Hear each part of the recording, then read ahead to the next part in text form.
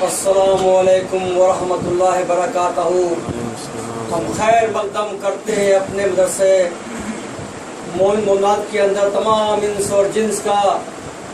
آج تمام وہ حکومتیں جو یوروپ سے آئی ہوئی ہیں، اعوذ باللہ من الشیطان الرجیم، بسم اللہ الرحمن الرحیم، شروع کرتا ہوں اس خدا بند قدوس کا نام لے کر جو مالک ہے زندہ اور مردوں کا، زمین اور آسمان اور تمام پہاڑوں کا۔ الحمدللہ رب العالمین الرحمن الرحیم مالک یوم الدین، ایاک نعبد و ایاک نستعین، اہدنا الصراط المستقیم صراط الذین انعمت علیہم غیر المغضوب علیہم ولا الضالین آمین۔ جیسا کہ آپ جانتے ہیں گزشتہ 8 دنوں سے اس مدرسے کے اندر ایک موضوع پر بات چل رہی ہے، اور موضوع کا نام ہے اللہ، اس کی حمد و ثنا، اللہ اس کی تعریف اور اس کا شکر۔ یہ بتاؤ کہ کون سا ایسا لمحہ ہے، کون سی ایسی جگہ ہے، کون سا ایسا چرند ہے اور جو پرند ہے جو اللہ کی تعریف نہ کرتا ہو۔ سب کی زبانیں مختلف ہو سکتی ہیں، لیکن ہر جانور، ہر پرندہ وہ اپنے رب کی تعریف کرتا ہے، حمد و ثنا کرتا ہے۔ ہم اس کو سمجھ نہ پائے وہ ہماری لا علمی ہے، چاہے وہ چیٹی کیوں نہ ہو، چاہے وہ مچھر کیوں نہ ہو، یہ جتنے بھی مخلوق خدا کے ہیں وہ سب اللہ کی ثنا اور حمد کر رہے ہیں کہ نہیں کر رہے ہیں۔ تو کوئی ایسا چیز ہے کائنات کے اندر، یہاں تک کہ میں یہ بھی کہوں گا جس شیطان کے بارے میں ہم بات کرتے ہیں، ایک وقت وہ بھی تھا کہ وہ بھی اللہ کی حمد و ثنا کیا کرتا تھا، اس میں کوئی شک۔ اسی حمد و ثنا کے وجہ سے ہی تو اس کو فرشتے لقب مل گیا اور فرشتہ بن گیا۔ وہ الگ بات ہے کہ خدا کی ایک آزمائش اس کو لے ڈوبی، کاش وہ اس میں پاس ہو جاتا اس امتحان میں۔ وہ امتحان خدا تھا، امتحان تھا بھروسے کا اور ایمان کا تھا، لیکن اللہ جس کو پاس کرنا چاہے تو کیا اس کو کوئی روک سکتا ہے؟ اور جس کو شرمندہ کرنا چاہے اور ہرانا چاہے تو کیا کوئی کچھ لا سکتا ہے؟ ہم بات کر رہے ہیں، ابھی اب مفتی صاحب بات کر رہے تھے، تو یہ بات کرنا بھی تعریف الہی ہے کہ نہیں ہے؟ ہماری زبان بہت اچھی، ان کی زبان بہت اچھی، کہ بہت اچھا گاتا ہے، کہ بہت اچھا پڑھتا ہے، کسی کی آنکھیں بہت اچھی ہیں، وہ بہت دور تک دیکھتی ہیں، تو یہ تعریف اس کی ہے، وہ رب العزت کی تو ہے کہ ہماری تمہاری ہے وہ۔ یعنی کہ اس کائنات کی ہر مخلوق اپنے رب کا سجدہ کر رہی ہے، اس کی تعریف کر رہی ہے، اس کا شکر کر رہی ہے، اس پر ایمان لاتی ہے۔ اگر میرا ہاتھ چل رہا ہے تو خدا کی دین ہے کہ نہیں ہے کہ اس نے انگلیوں کے اندر وہ طاقت عطا کر دی ہے کہ اشاروں سے بات کر رہی ہے وہ کیا مجال تھی، نہ جانے کتنے کے ہاتھ کٹے ہوں گے، کسی کے پیر کٹے ہوں گے، کوئی اندھا ہوگا، کسی کے زبان تو اچھی ہوگی، ناک اچھی ہوگی، آنکھیں اچھی ہوں گی، لیکن اس کے بولے طاقت ہی نہیں ہوگی، پھر بھی وہ اللہ کی اطاعت کر رہا ہے کہ نہیں کر رہا ہے؟ وہ اپنے الفاظوں میں چپکے سے دل کے اندر وہ خدا کی تعریف کر رہا ہے کہ نہیں کر رہا ہے؟ مطلب کہنے کا یہ ہے کہ اس کائنات کے اندر اگر کوئی تعریف کے لائق ہے تو ایک واحد خداوند قدوس ہی تو ہے۔ اور اللہ جس کے قریب ہو جائے یا اللہ جس کو اپنے قریب کر لے تو اس کا کیا کہنا، اس کا کیا کہنا؟ سبحان اللہ، اللہ نے اپنے نبی کو، اپنے حبیب کو اپنے قریب کر لیا، اور اتنا قریب کر لیا کہ جیسے جیسے اللہ اپنے بارے میں بتاتا گیا اسی کے برابر اپنے حبیب کے برابر میں بولتا چلا گیا۔ اگر اللہ نے اپنے 99 نام بتا دیے تو نبی کے نام بھی 99 کر دیے۔ تو کوئی فرق ہو رہا ہے؟ میرا کہنے کا مطلب یہ مت سمجھنا کہ نعوذ باللہ کے نبی اللہ کے برابر ہو گئیں گے، ایسا گمان مت کرنا۔ صرف میں نے کہا کہ وہ رب کی محبت ہے، وہ رب کا کرم ہے، وہ کرم میں نگاہ رکھتا اس پر۔ یہ اس لیے اللہ کو نواز دیا اللہ پاک نے. لیکن کیا نبی نے کیا کیا؟ ارے نبی نے تو اپنی پوری زندگی اپنا مال، اپنا اسباب اور اپنا خاندان سب راہ خدا میں خرچ کر دیا، تب اللہ قریب پہنچ گئے. وہ تو میں روز بتاتا ہوں کہ آپ سب جانتے ہیں اللہ کے 99 نام ہیں اور نبی کے بھی ہیں، لیکن وہ آئے کیسے نام، وہ ترتیب کو میں بتا رہا ہوں. تو آج میں بتاتا ہوں کہ بقیہ نام کہ اللہ نے اپنے کو کہا کہ یا علی ہو، تو اللہ نے نبی کو کہا یاسین. پھر اللہ نے کہا یا جلیل ہو، تو نبی کو آواز دی یا مزمل. خدا نے کہا یا کریم ہو، تو نبی کو کہا یا مدثرون. خدا نے کہا یا رقیبو، تو کہا یا شفیعون. خدا نے کہا یا مجیبو، تو کہا یا ناصرون. خدا نے اپنے کو کہا یا باعثو، خدا نے نبی کو کہا یا منصورون. خدا نے کہا حقا، تو کہا قائمون. کہا یا وکیلو، تو نبی کو کہا یا حافظون. خدا یا مسیعو، تو کہا یا شہیدون. خدا نے کہا مبدعو میں ہوں، تو کہا کہ آپ عادلون ہیں. مطلب میں یہ کہہ رہا ہوں کہ جس کی میننگ نکالو کہ کس طرح اللہ اپنے لقب بتا رہا ہے، وہ ایسے لقب نبی کو فرما رہا اللہ پاک ہے. سورہ مومنین کی آیت نمبر 55 دیکھتے ہیں کیا کہتی ہے قرآن پاک کے اندر. ہمارا بولنا، ہمارا چال ایک ہی مقصد ہے کہ ہم قرآن سے الگ نہ بول پائے. ایک مومن کی پہچان تو وہ ہوتی ہے کہ اس کا بولنا، اس کا دیکھنا، اس کے نظر کا چلنا وہ سب قرآن کے دائرے میں رہتا ہے. یعنی قرآن سے ہٹ کر کچھ بھی نہیں ہے. جہاں قرآن سے ہٹا وہ بے راہ و گمراہ ہو گیا. وہ تو دعا تو یہ ہے کہ اللہ تعالیٰ ہمارا چلنا پھرنا، دیکھنا، پہننا، اوڑھنا سب قرآن کے اندر رکھے، قرآن کی حدوں کو پار نہ کرے. تو سورہ مومنین کی آیت نمبر 55 دیکھو. خدا کہہ رہا ہے اے رسول تم ان کافروں کی شرارت کو معاف کر دو، ان پر صبر کر لو. میں تمہارا خدا ہوں، میں سچا خدا تمہارا ہے، اور تم اپنے لوگوں کے لیے، اپنے گنہگار لوگوں کے لیے معافی مانگو، ان کے لیے معافی مانگو. جبکہ میں یہ جانتا ہوں، آپ بھی جانتے ہیں اللہ کے ذریعے، اور صبح اور شام اس کی حمد و ثنا کا تسبیح کرو اس کی. اب سوال لوگ یہ سمجھ رہے ہیں کہ خدا نبیوں کو کیوں کہہ رہا معافی مانگو؟ کچھ تو وجہ ہے کہ ایسے اللہ نے فرما دیا. یہاں پر معافی مانگنے کا یہی مطلب ہے اور یہی مقصد ہے.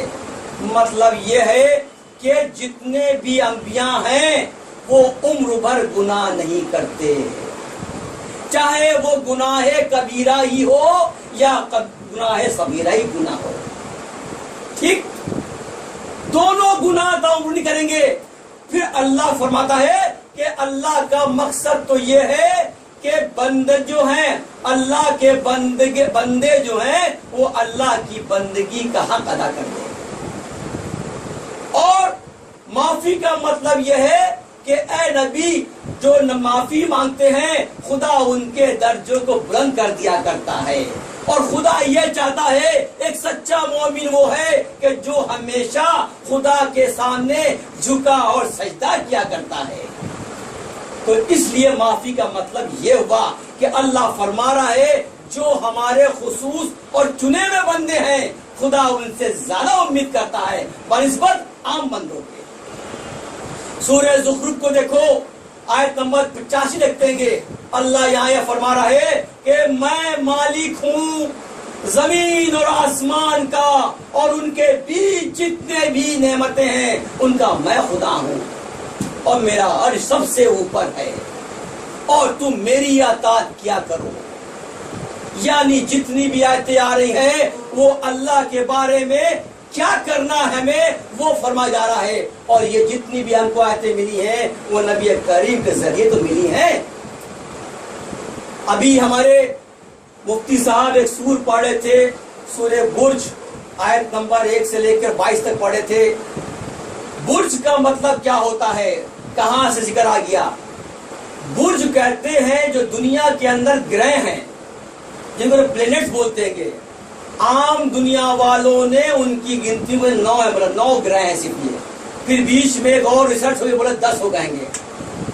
یقیناً اس کی تعداد جو ہے اس کائنات میں کتنے ہیں؟ 14 ہیں یہ. یعنی ابھی ان کو 4 کھوجنا اور باقی رہیں گے. پتہ نہیں کب ہم لوگ زندہ رہیں گے. تو خدا اس سور کے اندر فرما رہے قسم ہے آسمان پر جس پر برج موجود ہے، قسم ہے آسمان کی جس پر برج موجود ہے. اور خدا فرماتا ہے کہ میں نے تمہارے لیے یہ کتاب جس کو ہم نے لوح محفوظ میں لکھ دیا ہے وہ حکمت سے بھری ہے. اور وہ لوگ جو کھندق والے تھے جن کو پھینکا جا رہا تھا اور ان کو لوگ پریشان کر رہے تھے، یہ پورا معاملہ یہی پا کے اٹک گیا کہ یہ کھندق والے کون ہیں، ان کی تفصیل اس کے ان کا خلاصہ کیا ہے. تو معلوم یہ پڑا آیت نمبر 6 کے اندر کہ حبشہ شہر کے اندر ایک بادشاہ تھا جس کا نام تھا دوقوس. بہت ظالم بادشاہ تھا اور اس کا یہ کہنا تھا کہ میں خود خدا ہوں، مجھے خدا مانو، میری پوجا کرو، میری عبادت کرو. یہ کہتا تھا اس کے ساتھ ایک بہت بڑا اس نے اپنا بت بنوا دیا اور سب سے پہلے جو پوجا کری اس دوقوس نے اس نے کری اور لوگوں سے کہا کہ تم سب اس کی پوجا کرو، اس کی عبادت کرو، میں تمہارا خدا ہوں. تو تمام لوگ ڈر کے مارے، جن کا ایمان کمزور تھا وہ اس کی پوجا کرنے لگے. لیکن جو ایمان والے تھے بولے کہ یہ میرا خدا کیسے ہو سکتا ہے، ہمارے خدا کی کوئی شکل تو ہے نہیں، ہمارا خدا کیا اس کی لمبائی اتنی چوڑائی اتنی ہے، اس کی آنکھیں ایسی ہیں، ارے ہمارے خدا کی آنکھوں کی تعریف ہم نے دیکھی نہیں کیا کریں، اس کا قد ہم نے دیکھا نہیں کیا کریں، اس کے ہاتھ ہم نے کیا کریں، یعنی میں اپنے رب کو کیا ان حدوں باندھوں، یہ میرا خدا ہو سکتا نہیں. چنانچہ اس نے کہا ایک بہت بڑے میدان میں لوگ اکٹھا کر دیا کہ آؤ اکٹھا ہو جاؤ، میرا حکم ہے. یہ سب اکٹھا ہو گئے، اپنے حاکموں کو حکم دیا کہ 40 گز لمبا ایک کھائی بناؤ، 40 گز لمبی اور 12 گز چوڑی. کھائی بنا دی گئی اور کہا اس میں انگار دہکاؤ، آگ دہکاؤ. خوب آگ دہکائی گئی اس کے اندر یہ، اور اعلان کرتا ہے کہ جو مجھے خدا مانتے ہیں وہ پیچھے ہٹ جائیں اور جو مجھے خدا نہیں مانتے ہیں اس خندق میں چھلانگ مار دے. اب یہاں ایمان کی تھی پریچھا، امتحان تھا. آتے گئے چھلانگ مارتے گئے، مارتے جا رہے ہیں. یہ اللہ آزما رہا ہے اس کی کیا اوقات ہے. چھلانگ آتے جا رہیں گے، اللہ اکبر مار دیا، اللہ اکبر مار چھلانگ. آخر میں ایک عورت تھی جس کے گود میں بچہ تھا، بچے کا نام عبداللہ تھا. چپکا تھی ماں کے سے، ماں کو ترس آیا کہ اس بچے کا کیا ہو گیا. جیسے ترس آیا بچہ کہتا ماں تم کیوں گھبراتی ہو، خدا ہمارے ساتھ ہے. جیسے بچے کی آواز آئی یہ چھلانگ لگاتی آخری عورت. بادشاہ بڑا خوش، اب یہ جتنے بچے سب مجھے خدا مانیں گے، میری تعریف کریں گے.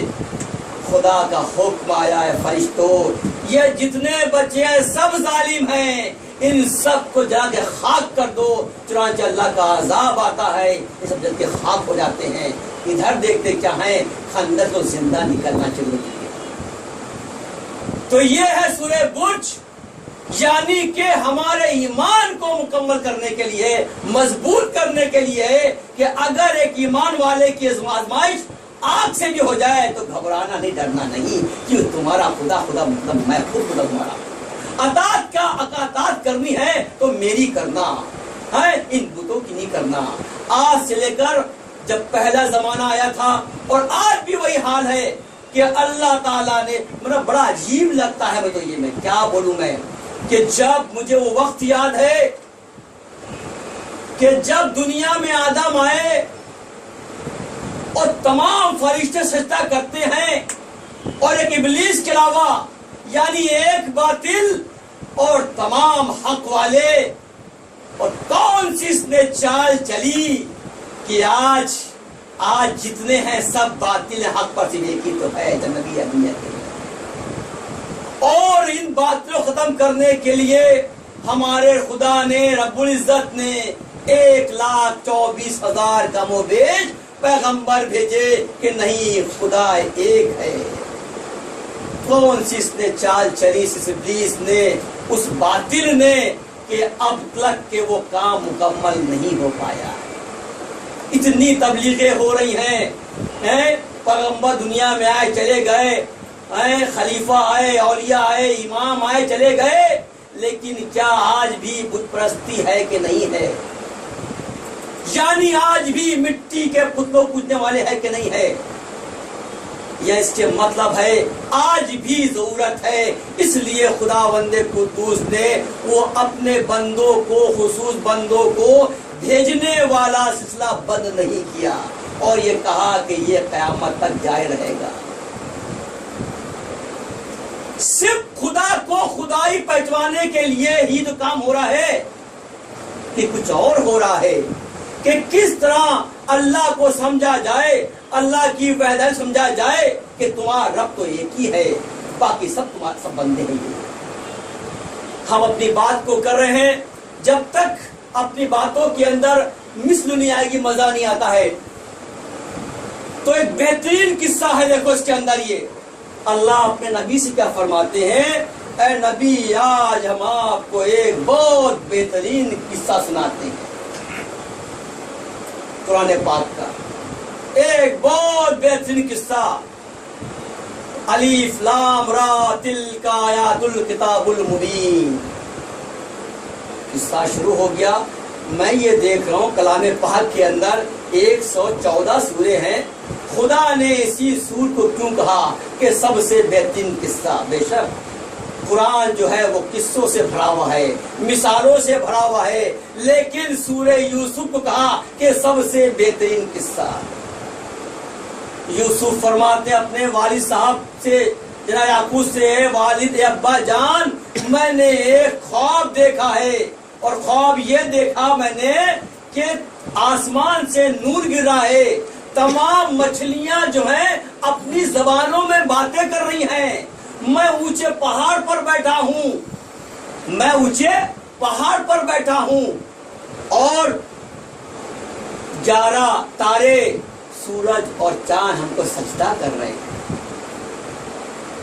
تو نبی یعقوب فرماتے ہیں کہ بیٹا یہ خواب کی بات اپنے بھائیوں سے مت کہنا، ورنہ بہت برا ہو جائے گا۔ آپ نے چپ کرا دیا، لیکن جو اللہ کو منظور تھا وہ تو ہونا ہی تھا۔ بھائیوں نے، جو ان کے بڑے بھائی تھے یہودا، جن کی ماں کا نام تھا لیا، ان کے 6 بھائی تھے، اس میں لاوی تھا، اس میں شامون بھی تھا، اس کے اندر یہ سن لیتا ہے، اچھا اس نے خواب دیکھا ہے۔ ایک تو پہلے سے ہمارے والد سب سے زیادہ یوسف سے محبت کرتے ہیں، بنیامین سے محبت کرتے ہیں، اور میسا سے محبت کرتے ہیں۔ ہماری محبت اور چھن جائے گی اب یہ، یعنی ان کے دل کے اندر کیا گیا؟ حسد آ گیا، اور یہ سوچ لگے کہ کیا کرا جائے، کیسے کیا جائے کہ یوسف کی محبت اپنے باپ دل سے نکال دے۔ چال چل دی، والد کے پاس آتے ہیں، بولتے ہیں کہ ایسی کیا بات ہے والد، کیا مجھے یوسف سے محبت نہیں ہے؟ کیا میں بنیامین سے محبت نہیں کرتا؟ ہم سب جاتے ہیں اپنے جانور لے کر، ایک بار تو ہمارے بھائی یوسف کو بھیج دیجئے۔ اب اتفاق دیکھو، اتفاقاً یہودا نے یہ بات کہی تھی، اسی صبح کا حادثہ ہے کہ یعقوب ایک خواب دیکھتے ہیں، اور خواب یہ دیکھتے ہیں کہ تقریباً 10 بھیڑیے جو ہیں وہ حملہ کر رہے ہیں۔ کیا کر رہے ہیں؟ حملہ کر رہے ہیں، اور حملہ کر رہے ہیں جناب یوسف پہ حملہ کر رہے ہیں۔ اتفاق تھا، اللہ نے اپنی جو تھی بشارت بھیج دی اللہ نے۔ تو آپ فرماتے ہیں کہیں یہودا ایسا نہ ہو جائے کہ تم بڑے بڑے ہو، یہ چھوٹا ہے، تم کھیل میں مفروض ہو جاؤ اور اس کو بھیڑیا پھاڑ کھائے۔ آپ کیسی بات کرتے ہیں؟ ہم ایک قوت والی جماعت ہیں، ہمارے ہوتے اگر یوسف کھا جائے تو ہم کس کام کے؟ آپ بالکل بے فکر رہیے، یوسف کا ہم ہر پل خیال رکھیں گے۔ باپ نے دل پر تسلی رکھ لی کہ بچے اتنے محبت سے کر رہے ہیں، اپنے خواب کو بھول گئے، جبکہ انہوں نے خواب دیکھ لیا تھا کہ وہ بھیڑیے نہیں تھے بلکہ وہ شیطانی انسان تھے، اس میں اس کا چہرہ بھی تھا، لیکن بتا نہیں پائے۔ اور آپ نے یہ بھی دیکھا تھا کہ جب یہ بھیڑیے حملہ کرتے ہیں تو دیکھیں زمین پھٹتی ہے اور یوسف اس میں سما جاتے ہیں، پھر آپ کی آنکھ کھل گئی۔ اب بھیج دیا، چال کے تحت یہ لے آتے ہیں، جناب یوسف کو بہت مارتے ہیں، تھپڑ مارتے ہیں، گھوسے مارتے ہیں، بولتے ہیں تیری وجہ سے ہماری محبت چھینی گئی ہے، تو نہیں رہے گا تو سب ٹھیک ہو جائے گا۔ تو آپ آپس میں مشورہ کرتے ہیں کیا کروں، اس کو زندہ گاڑ دوں، زندہ جلا دوں، یا اس کو اندھے کنویں پھینک دوں؟ تو ایک بھائی لاوی تھا، اس نے کہا ایک کام کرو، ایسا مت کرو، اس کو اندھے کنویں ڈال دو، ہو سکتا ہے یہ ایسی مر جائے یا کوئی شخص آئے اس کو لے کے چلا جائے۔ اگر یہ کنعان سے چلا گیا، کنعان جہاں رہتے تھے آپ، کنعان سے چلا گیا تو ہم سب بچ جائیں گے، ہماری محبت واپس مل جائے گی۔ جب یوسف نہیں رہیں گے تو لامحالہ بات تھی کہ باپ ہم سے محبت فرمائیں گے۔ اور یوسف کیا کر رہے ہیں؟ اللہ کو یاد کر رہے ہیں، تعریف اللہ ہی کر رہے ہیں۔ عمر بھی کم ہے، زیادہ عمر بھی نہیں ہے، آپ کو کنویں میں ڈال دیا گیا، اندر کنویں کے اندر یہ چلاتے چیختے ہیں، ٹکر مارتے ہیں، لیکن جو جانتا تھا غیب وہ سب دیکھ رہا تھا۔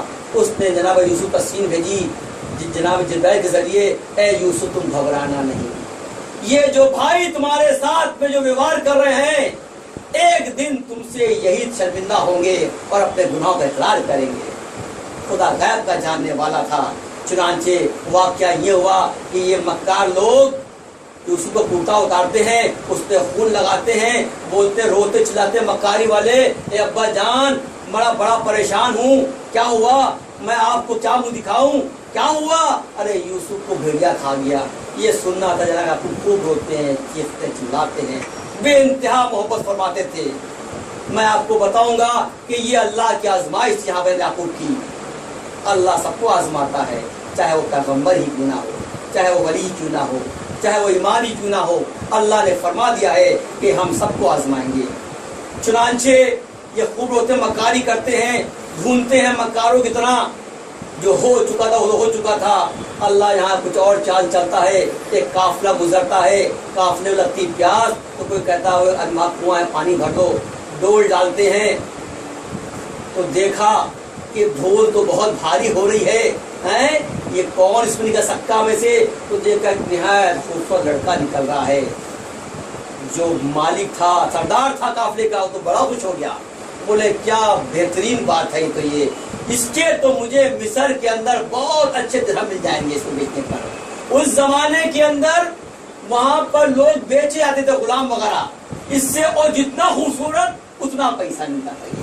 تو یہ تو بولا اللہ تیرا شکر ہے، دیکھو یہاں اللہ ان کو بچا رہا ہے، جس نے بچایا، اگر اللہ تیرا شکر مجھے ایسی نواز دے مجھے آجیے، میں اس کو مصر لے جاؤں گا، خوف دیکھ رہی ہے، اچھے پیسے بھیج دوں گا اس کو، میں یہ مجھے بہت مال مل جائے گا۔ اور اللہ نے محبت پیدا کر دی، یہ یوسف کو اٹھاتے ہیں، لیکن یہ بڑے چالاک تھے، یہ دیکھ رہے تھے بھائی کو کہ دیکھیں اس کنویں میں آتا کون ہے۔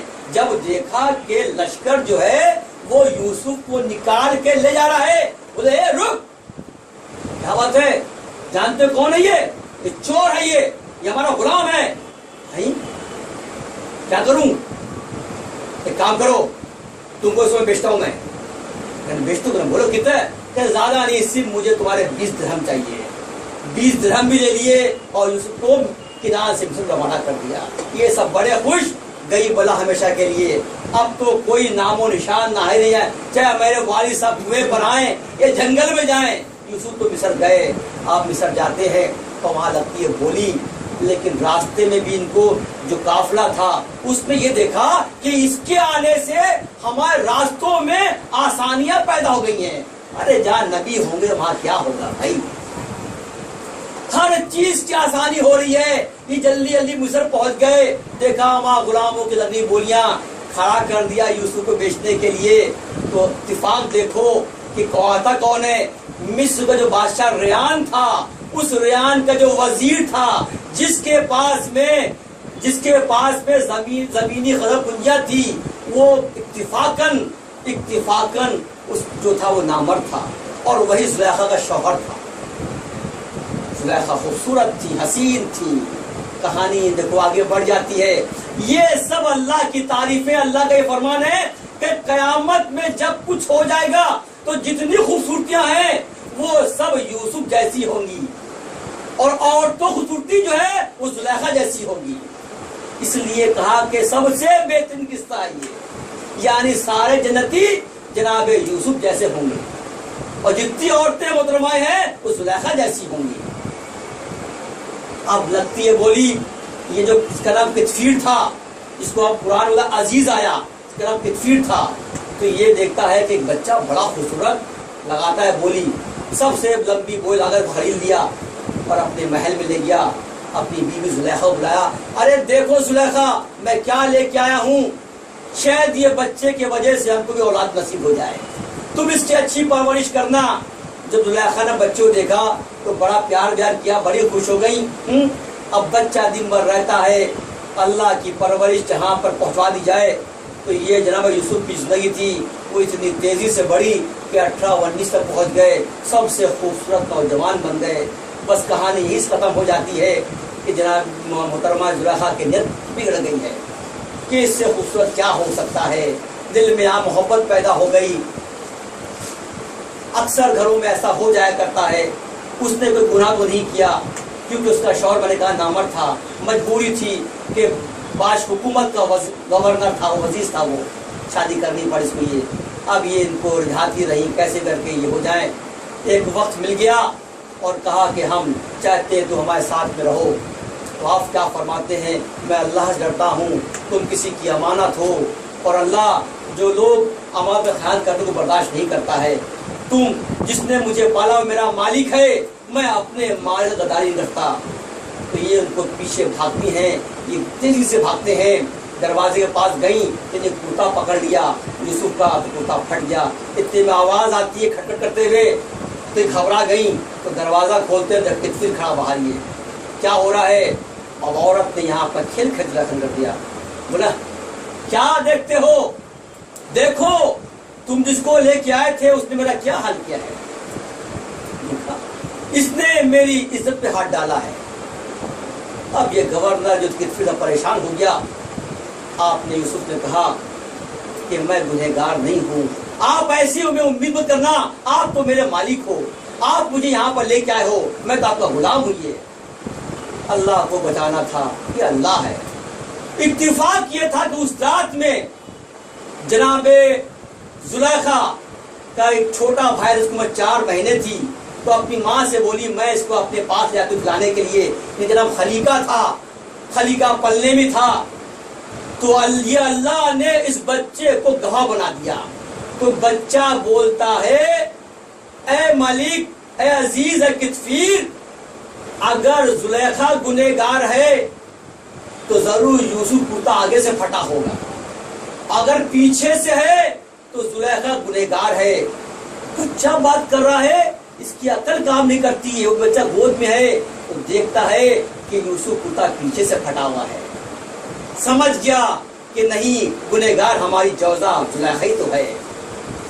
अब जुलेखा ने देखो जो तुमने किरदार किया है, हम तुम्हें ताकीद करते हैं कि आज के बाद तुम ऐसा गलत काम नहीं करना, वह तुमको बख्शेगा नहीं है। तुम औरत ऐसे ही हुआ करती हो, तुम ये बदकारी छोड़ दो। बात आई गई हुई, यूसुफ को बुलाया, समझाया, देखो बेटा ये घर की बात है, ये घर से बाहर ना जाए। लेकिन जुलेखा कसम खा चुकी थी और इस बीच में कहानी बाहर निकल गई, शहर में फैल गई कि जुलेखा ने अपने गुलाम को मुतासिर करने के लिए उससे मोहब्बत का पैगाम अदा कर दिया। अब ये बात जब अजीज को मालूम पड़ी, उसको शर्म आई कि मेरी बीवी की बातें बाहर जा रही हैं, परेशान हो गया। घर में आया, बोला ये सब क्या हो रहा है। तो जुलेखा कहती है मैं क्या, यही तुमको बदनाम कर रहा है। जुलेखा ने देखा अब हम इतने बदनाम हो गए हैं, तो वो जितनी उसके मिलने वाली औरतें थी, उनकी लगभग 40 के आसपास थी, सबको दावत भेज दिया, और मेरे घर में, और मेरे घर में हम तो बताते हैं कौन गुनहगार है। 40 औरतें आती हैं और यूसुफ को हुक्म होता है जब तक मैं न कहूं तुम निकलना नहीं। 20 औरतें इस सफ में बैठती हैं, 20 औरतें इस सफ में बैठ जाती हैं। एक चाकू दिया, एक फल दिया कि चलो इसको काटो, काटो इसको। जैसे औरतें फल काटती हैं, हुकूम यूसुफ यहाँ से गुजर जाओ। जैसे यूसुफ गुजरते हैं तो औरतें देखती हैं, सुभान अल्लाह, ये तो कोई फरिश्ता आ गया बुजुर्ग, इतनी खूबसूरत, जिसमें 9 औरतें तो बेहोश हो गई। बकिया औरतों ने हाथ काट लिए और ये चले गए। तो सुलेखा आती और फरमाती क्या है कि तुम्हें क्या हो गया, तुमने अपने हाथ काट लिए, इसको उठाओ, ये तो बेहोश हो गई। तुमको होश में ला गया, तुमने हमको बदनाम किया था, तुमने सिर्फ पलों में देखा तो तुमने होश गवा दिए और तुमने हाथ काट दिए। अरे हम तो इसको 6 साल से देख रहे हैं इसको, ये हम पर क्या बीतती होगी हमसे पूछो, तुम तो पलों में दीवानी हो गए ना। ये तो जुलेखा ऐसी नहीं है, जुलेखा से मोहब्बत करती है और कहा, ए यूसुफ सुन लो, अगर तुमने मेरी बात को नहीं माना तो यकीन जानना हम तुमको कैद करवा देंगे। ये क्या फरमाते हैं, ए जुलेखा, कैद बहुत बेहतर गुनाह से। अल्लाह ने आवाज सुन ली और आपको कैद खाने में डाल दिया 7 साल के लिए। बेगुनाह पैगंबर नबी जेल जाता है, जेल में आज़तें मिल रही हैं, इत्तिफाक अल्लाह को दिखाना ही था, दिखाता अल्लाह पाक में। जैसे दाखिल होते हैं 2 और दाखिल होते हैं, मालूम पड़ा इनको भी आज सजा हुई है। सजा किस बात की हुई? बोले एक तो शराब पिलाने वाला है और एक बावर्ची है। शराब वाले का यूनान नाम था, इसका नाम जो बावर्ची था मलिक नाम था। ये गुनाह क्या था? बावर्ची ने बादशाह रेयान को खाने के अंदर जहर मिला के दिया था कि मर जाए चादर, और शराबी क्या शराब बता था कि ये शराबी ने इसका साथ दिया है। तो ये दोनों मिलते हैं, अपनी बात बताते हैं, मैं बेगुनाह हूँ, मैंने गुनाह नहीं किया है यूसुफ। तो यूसुफ से ये बात करते हैं कि यूसुफ, हमने ख्वाब देखा है, बात में मैंने ऐसा ख्वाब देखा है, बोला कि हम जो है अपने हाथ से अंगूर से जो है शराब निकाल रहे हैं। दूसरा बोला, यूसुफ, मैंने ऐसा ख्वाब देखा कि मैं अपने सर पे रोटियां ले जा रहा हूँ और उसको परिंदे नोच खा लेंगे। तो बताओ इसकी ताबीर क्या है? तो यूसुफ फरमाते हैं कि जो खाना हमको आता है रोज जेल में, उसके आने के पहले हम तुमको तुम्हारे ख्वाब ताबीर बता देंगे। लेकिन सच बात यह है कि तारीफ के लायक सिर्फ एक खुदा है। तुम यकता खुदा की बात करो तो हम तुम्हारी बात जवाब देंगे, तुम एक खुदा पर आ जाओ। यानी ये जाके जेल का अंदर अल्लाह की वहदानियत को बयान फरमा रहे हैं कि अल्लाह है क्या। उस जमानों में नमाज नहीं थे। नमाज का मतलब ये नहीं है जो हम लोग कर रहे हैं, नमाज तो हर पैगंबर के वक्त में उनके हिसाब से रही है। अब ये जब बोला हाँ ईमान ले आएंगे, तो बताते हैं जिसने शराब देखी थी वो तो कल रिहा हो जाएगा, वो तो कल रिहा हो जाएगा, यूनान यानी के। और तुमने ख्वाब देखा है, मैं तुम्हारे लिए तुम्हारे गुनाह से अपने खुदा से माफी मांगूंगा। कि घबरा गया, ऐसा क्या होगा? क्या तुम्हारा हाल ये होगा कि तुमको चढ़ा जाएगा सूली पर और तुम्हारे सर